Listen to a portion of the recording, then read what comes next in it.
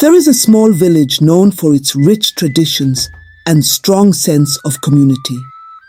Among its many residents, one woman, Nneka, was celebrated for her extraordinary ability to cure diseases and heal the sick. She was lovingly called Nnene by everyone, a term that meant grandmother, though her skill and wisdom made her respected far beyond her years. Nnene had a daughter named Ijeoma, a beautiful young woman whose grace and kindness were known throughout the village. One fateful day, Ijeoma met a mysterious man passing through the village. He was tall, dark, and handsome, with a charm that was impossible to resist. Their connection was instant and intense, but as quickly as he appeared, he vanished without a trace, leaving Ijeoma with a broken heart and a growing child in her womb. Months passed, and the village buzzed with anticipation for the birth of Ijeoma's child. The day finally arrived, but it was marred by tragedy. Ijeoma died while giving birth, leaving behind a healthy baby boy. The villagers mourned the loss of Ijeoma, but they also celebrated the arrival of Onyeka, whose name meant, "Who is greater than God?" He was a tall and handsome boy even from birth, a reflection of his father. Nnene, despite her grief, took over the responsibility of raising Onyeka. She poured all her love and wisdom into him, teaching him the ways of traditional medicine that had made her a legend. Onyeka grew up under Nnene's careful guidance, learning to mix herbs, chant incantations, and treat various ailments. He became her apprentice, absorbing every bit of knowledge she had to offer. As Onyeka grew older, he became an expert in herbal medicine. However, the villagers were skeptical of his abilities. They respected Nnene's skill, but doubted that Onyeka could ever match her prowess. They called him Nneka's boy, a term that held both affection and doubt. Despite their reservations, Onyeka was determined to prove himself. The struggle begins. Nnene's health began to decline as she aged. She grew weaker with each passing day, and the weight of the herbal medicine business fell squarely on Onyeka's shoulders. The villagers, meanwhile, started to turn towards modern medicine, believing it to be more effective and reliable. This shift in preference left Onyeka struggling to make ends meet. The once thriving business began to dwindle, and the money that once flowed freely now trickled slowly. Onyeka and Nnene found themselves facing dire circumstances. There was hardly enough food to sustain them, and the herbal remedies that once brought them prosperity now seemed like relics of a bygone era. Nnene, despite her frail condition, continued to encourage Onyeka, reminding him of the importance of their work and the legacy they carried. But the weight of responsibility and the scarcity of resources took a toll on Onyeka's spirit. It was during this dark period that Onyeka's childhood friend, Chibuike, returned to the village. Chibuike had moved to the city years ago in search of a better life and had come back to visit his family. When he saw the dire state in which Onyeka and Nnene were living, he was deeply moved. Chibuike suggested that Onyeka come to the city with him to find work and save enough money to revive the herbal medicine business. Onyeka was torn. He didn't want to leave Nnene, but he knew that staying in the village offered no future. After much contemplation, and with Nnene's blessing, Onyeka decided to take a leap of faith. He promised Nnene that he would return with enough money to restore their business and bring back its former glory. A new beginning in the city. The city was a world unlike anything Onyeka had ever experienced. It was bustling with life, noise, and endless opportunities. Chibuike helped Onyeka secure a job as a security guard at a large company. It was not the prestigious position Onyeka had dreamed of, but it was honest work, and it paid enough for him to send money back home to Nnene. Onyeka threw himself into his new job with determination and dedication. He was punctual, diligent, and respectful, quickly earning the trust and admiration of his employers. But no matter how busy he was, Onyeka never forgot his promise to Nnene.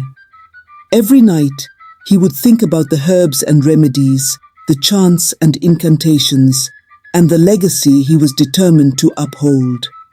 In the city, Onyeka met new friends and experienced new things, but he remained focused on his goal. He saved every penny he could, living frugally and sending most of his earnings back to Nnene. Despite the distance, his bond with Nnene remained strong. They exchanged letters regularly, with Nnene's wise words and Onyeka's hopeful updates bridging the gap between them. But the city also brought its own challenges. Onyeka faced discrimination and skepticism from those who couldn't understand his background and aspirations. He encountered people who looked down on traditional medicine, dismissing it as outdated and ineffective. Yet, Onyeka's resolve never wavered.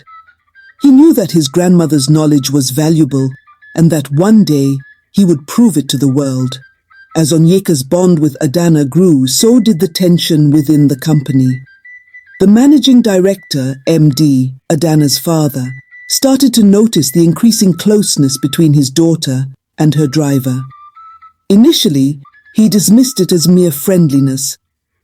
But when Adanna began to shirk her duties and seemed distracted, he grew suspicious. Onyeka, ever the professional, tried to maintain boundaries, but his feelings for Adanna complicated matters. One afternoon, the MD called Onyeka into his office. "Onyeka, I've been hearing things," he began, his voice stern. "People say you're getting too close to my daughter. Remember your place." "Sir, I assure you my relationship with Miss Adanna is purely professional," Onyeka replied, trying to keep his composure. The MD's eyes narrowed. "It better be.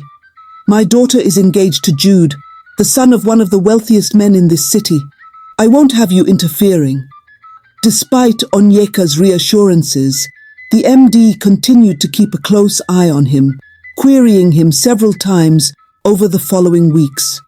The pressure weighed heavily on Onyeka, who was caught between his feelings for Adanna and his respect for his employer. Meanwhile, Adanna found herself increasingly trapped in a web of manipulation and fear. Jude, her fiancé, was charming in public but abusive in private. He often reminded her that it was his father's money and contacts that had elevated her own family's status. "Your father's wealth is because of us," Jude would sneer. "And if you don't marry me, we'll withdraw all our contracts. Your family will be ruined." Confided in Onyeka one evening after a particularly distressing encounter with Jude. They sat in the car, parked in a quiet spot. "Onyeka, I don't know what to do.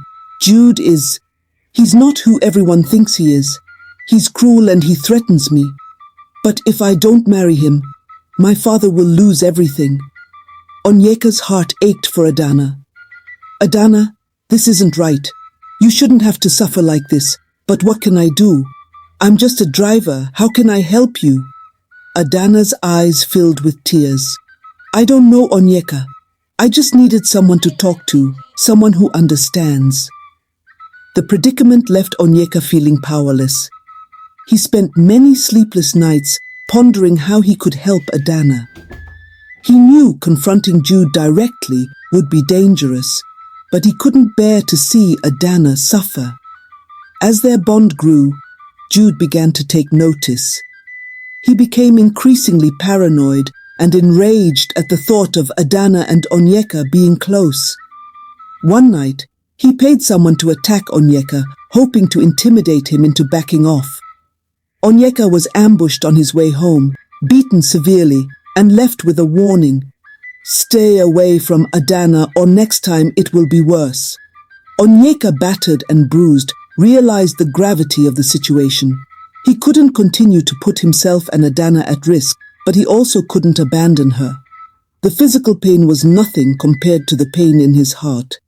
How could he protect Adanna from someone as powerful as Jude? Onyeka returned to work, his injuries still visible. The MD noticed but said nothing, assuming it was just a random act of violence. The next few weeks were tense as Onyeka and Adanna carefully plotted their next steps. They started collecting evidence of Jude's abuse and threats, documenting every bruise and recording every conversation. Adanna acted cautiously, pretending to comply with Jude's demands while secretly working against him. One evening, Adanna managed to record a particularly incriminating conversation with Jude. He was drunk and reckless, boasting about how he controlled her and her family. "Your father would be nothing without us," he slurred. "You think you can escape me? Think again. I'll destroy everything you care about." With the recording in hand, Adanna and Onyeka knew they had the evidence they needed. But they also knew that presenting it to the authorities or the MD would be risky. Jude's family had deep connections and could easily manipulate the situation. Onyeka suggested they approach a trusted journalist, someone who could help them expose Jude's true nature to the public. It was a dangerous move, but they had no other choice. Adanna agreed, and they carefully made contact with a reputable reporter known for tackling corruption and abuse cases. The journalist, a woman named Ngozi, was shocked by Adanna's story but agreed to help. "This is a big risk," she warned them. "But if we do this right, we can bring him down." The plan was set in motion. Adanna and Onyeka provided Ngozi with all the evidence they had gathered, and she began to piece together a powerful expose. As the publication date approached, tension and anxiety gripped Adanna and Onyeka. They knew they were about to shake the foundations of their lives, but it was a risk they were willing to take for justice and freedom. The expose was published, and the reaction was immediate and explosive. The public was outraged by the revelations of Jude's abuse and manipulation. The MD, horrified by what his daughter had endured, immediately cut ties with Jude and his family. The scandal rocked the city, and investigations were launched into Jude's actions and his family's business dealings. Jude, facing public disgrace and legal consequences, tried to retaliate but found himself increasingly isolated. His family's influence waned as more people came forward with stories of their unethical practices. Adanna, finally free from Jude's grip, found herself at a crossroads. She had exposed a monster, but knew that rebuilding her life wouldn't be easy. Onyeka stood by her side, offering support and love. Their bond, forged in adversity, grew stronger with each passing day. Jude's humiliation and downfall had only fueled his desire for revenge against Onyeka. In a desperate attempt to regain control and tarnish Onyeka's reputation, Jude devised a sinister plan. He enlisted the help of a group of criminals to steal sensitive documents and valuable items from the MD's office, then plant them among Onyeka's belongings. The theft went off as planned. Early the next morning, the MD's office was in chaos, with everyone scrambling to understand how such a breach had occurred. The planted evidence quickly led to Onyeka.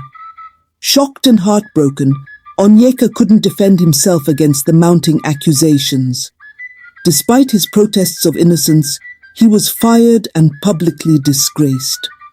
With a heavy heart, Onyeka packed his bags and left the city, returning to his village and the comforting presence of Nnene. The journey was painful, but seeing Nnene brought him some solace. She welcomed him with open arms, providing the support and wisdom he desperately needed. Back in the village, Onyeka began to rebuild his life. He worked alongside Nnene, learning more about the traditional medicine that had made her a legend. The villagers, who had always respected Nnene, slowly began to trust Onyeka's skills as well. One day, Nnene shared a story with Onyeka. Years ago, a woman from a nearby village came to me in desperation. Her child was gravely ill and no modern medicine could help. She had heard of my skills and came seeking a miracle. I treated the child with our herbs and incantations, and to everyone's amazement, the child recovered fully. Since then, people have called me Nnene, not just out of respect, but because they believe in the power of our traditions. Onyeka listened intently, drawing strength from his grandmother's legacy.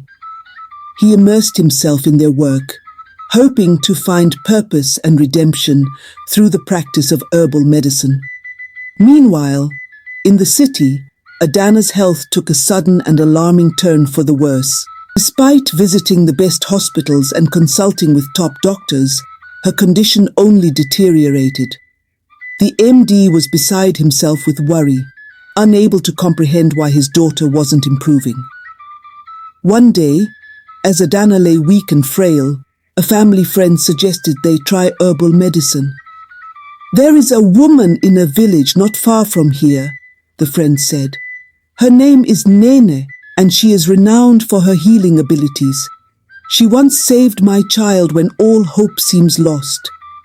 Intrigued and desperate, the MD listened as the friend recounted her story. "My child had a mysterious illness. We tried everything, but nothing worked. In our despair, we turned to Nnene. She used her herbs and chants, and my child recovered. I believe she can help Adanna too." With no other options left, the MD decided to give it a try. They made the journey to Nnene's village, hoping for a miracle.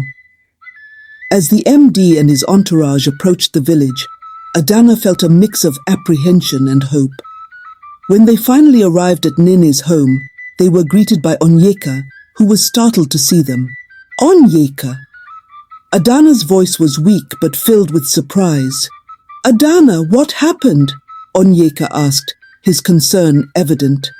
The MD, despite his past mistrust, explained Adanna's condition and their desperate search for a cure. Onyeka led them inside, where Nnene greeted them with her usual calm and wisdom. Nnene examined Adanna carefully, her experienced eyes taking in every detail. "This is a serious illness, but I believe we can help her," she said with confidence. She immediately set to work, preparing a blend of herbs and chanting incantations over the mixture. As days turned into weeks, Adanna began to show signs of improvement. Her strength slowly returned, and color came back to her cheeks. The MD watched in awe as his daughter recovered under Nnene's care. He couldn't deny the power of the traditional medicine he had once dismissed. During this time, the MD and Onyeka had several heartfelt conversations. "Onyeka," Nnene said, her voice gentle yet firm, "there is something I need to tell you, something from the past that I have kept hidden for too long." Onyeka, the MD, and Adanna all looked at Nnene with curiosity and a bit of apprehension. Nnene took a deep breath and began to speak, her voice carrying the weight of years. "Many years ago," Nnene started, "a young man came to our village. He was charming, intelligent, and had a mysterious air about him. He met your mother, Ijoma, and they fell in love quickly. Their love was intense and passionate, but as quickly as he came, he disappeared, leaving Ijoma with a broken heart and a child in her womb." Onyeka listened intently, his heart pounding. This was a story he had heard parts of, but never in such detail. Nnene continued, "That man was your father, Onyeka. He was not just a passing stranger, he was the MD, Adanna's father." A stunned silence fell over the group. The MD's face turned pale, and Adanna's eyes widened in shock. Onyeka's mind raced as he tried to process the revelation. "Your father," Nnene said, looking directly at the MD. "You left Ijoma without a word. She died giving birth to Onyeka, and I raised him as my own. Now fate has brought you back to us." The MD, grappling with the gravity of his past actions, could barely find his voice. I had no idea. I was young and foolish." I never meant to hurt anyone." Tears streamed down Onyeka's face. The man he had served, the man who had accused and disgraced him, was his father. The connection between them now seemed both cruel and fateful. Despite the emotional turmoil, Nnene's focus remained on Adanna's health. She prepared a blend of potent herbs and administered them with care, chanting softly as she worked. He approached Onyeka, his eyes filled with remorse. "Onyeka, I cannot change the past, but I can try to make amends. Please forgive me for what I did to your mother, and for how I treated you." Onyeka, still reeling from the revelations, struggled with his emotions. "It's not easy to forgive, but for the sake of Adanna and the future, I will try. We must move forward." Adanna, now fully aware of the complicated history between her father and Onyeka, felt a mix of emotions. She approached Onyeka, taking his hand in hers. "We have all been through so much, but together we can heal and create something better." With Adanna's recovery, the relationship between the MD, Onyeka, and Adanna began to mend. The MD offered Onyeka his job back, along with a public apology and acknowledgement of his innocence. He also pledged to support the initiative to integrate traditional and modern medicine, recognizing the value of Nnene's wisdom. Onyeka